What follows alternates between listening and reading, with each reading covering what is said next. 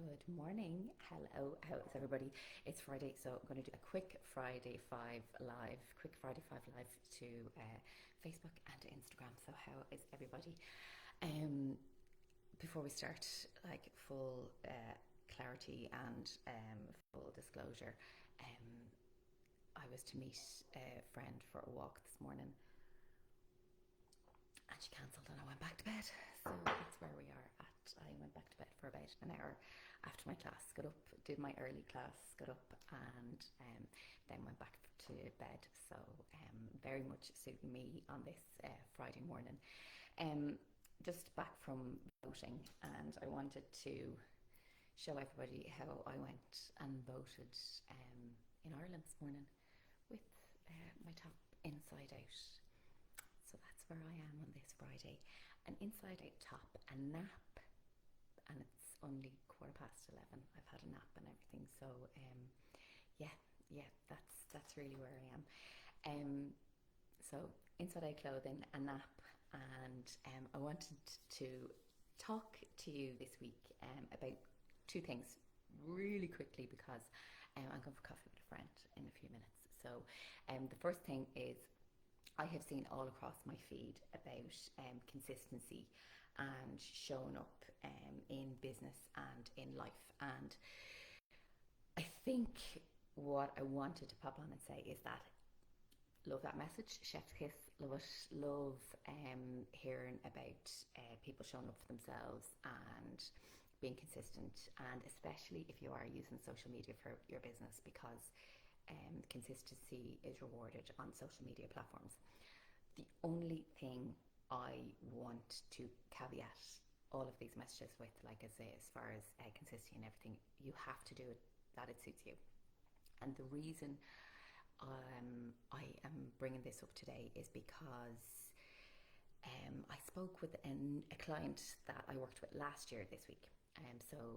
She had it's about an 8 week time frame with me. We worked on loads of stuff last year.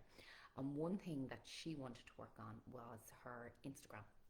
And she wanted to kind of bust through Instagram and really create a space where nobody was talking about what she was offering, and it became a really, really unhappy space for her really, really quickly. And that's not what showing up and consistency is about. There are platforms that I really like, there are platforms that I really detest, and sometimes I feel like I am just showing up to tick a box, and that's really frustrating as well. So what happened with this client was she showed up for her clients for a little while on Instagram, and she became really just dismayed with it and disheartened, and we just basically stopped her Instagram and focused on other areas where she can impact, and really looked at her newsletter and looked at her past clients for testimonials, and she got a lot of referrals. So really just being consistent in other ways. So consistency isn't necessarily just focusing in on your social media, it's focusing in across a number of different things. And finding something, as I say, that works for you, because if something isn't bringing you joy, dump it. Honestly, because I think I said this last week, like when you're flowing, you're growing, and to flow is really to feel ignited by what you're speaking about, to feel really passionate about what you're speaking about. And if you're constantly looking at, oh my God, these vanity metrics, it's not about that. As people, like as for me, we'll address my new handle in a second, but as the habit boss and previously corporate to Cam, I want to serve my clients by streamlining processes in their business, by helping them with habits in their life, by just showing them how to show up for them in their way, okay? And if I wasn't passionate about that, people would see it, and people would see that the inauthenticity is there. And it's really, we we are where we're meant to be. And if you are finding it challenging and you are finding that it's hard to do something, don't do it. Just don't do it. And not to say that like challenging can be, there's different examples. Like challenging can be, I don't want to get out of bed in the morning because I'm really, really tired. But actually, the best thing you can do for yourself is get out of bed. It's knowing the scenarios that are good for you. And like with my client, she knew Instagram wasn't where she wanted to be. She wasn't flowing. And although she was growing in other areas, this was getting her down. So that one thing, that one area that she felt she wasn't being productive in, that she felt that she wasn't delivering, really, really impacted her way that she was celebrating wins, because she couldn't celebrate wins because all she was thinking about was that she was failing on this social platform, which is absolutely ridiculous. And then looking around at what other people are doing on the platform as well. So kind of, why is this person growing by X amount? Why is that person? You don't know what's going on. You don't know what's going on. You don't know, maybe a message has just clicked. They've found their absolute zone of genius and a message has just clicked for somebody, and that's why they're performing and selling. And if you're performing on social media and maybe like, you know, if you're getting likes, if you're getting interaction, if you're growing your followers, brilliant. Are you selling? Are you making money? Because if you're not making money, then what's the point? Back to those vanity metrics, back to those. And it's really, as I say, finding out what's working for you and where it is working. So the message really is consistency, showing up, but on your terms. And that's not to say be lazy, because sometimes we show up in patterns that we've already developed, and we show up in our comfort zone, and we've to, so it's understanding showing up outside of our comfort zone and growing, and it's understanding showing up and realizing that something isn't working for us, so recognizing the difference between the two.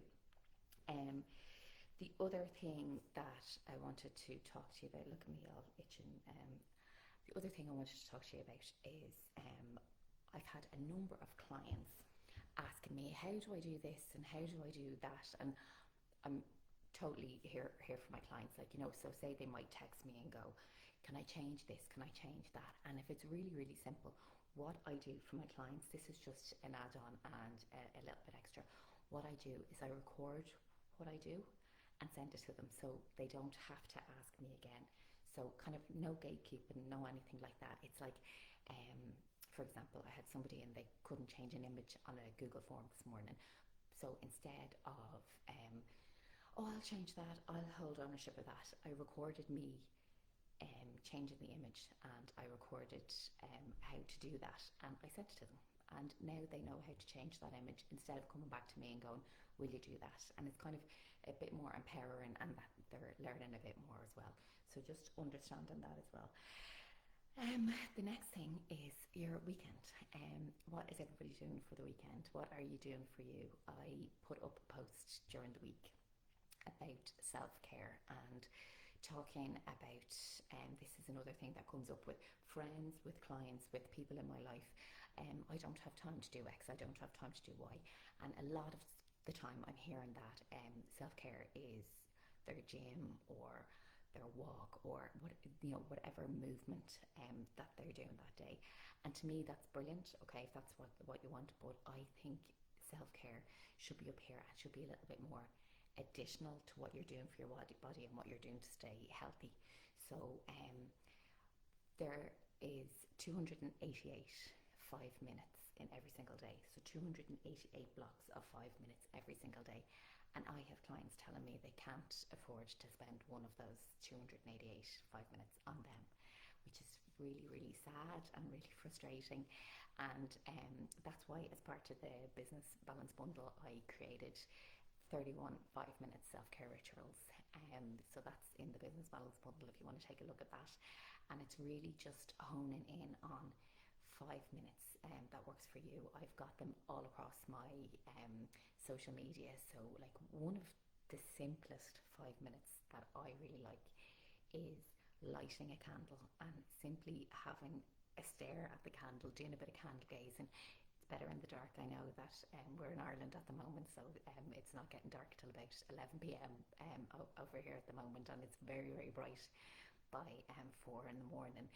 But it really does work well if you candle gaze for 5 minutes, kind of really think about what happened in your day, maybe reflect, and then extinguish the candle, blow the candle out, and let go of a negative thought from that day. So maybe you've kind of ruminated over something that happened to you that you've no control over, and why are you holding on to it? Why are you kind of taking it with you? So blowing out the candle and letting go of that one thought. It's a lovely 5 minutes, as I say, just candle staring, really, really nice.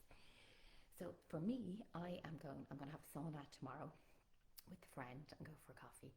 And I'm actually meeting a friend in about 30 minutes for another coffee. So I don't like to do a lot of work on Friday because it is Friday and I've worked my ass off all week.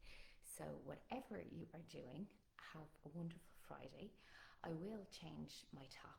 So for anybody that's joined late, yes, I did go and vote with the top on the wrong way round.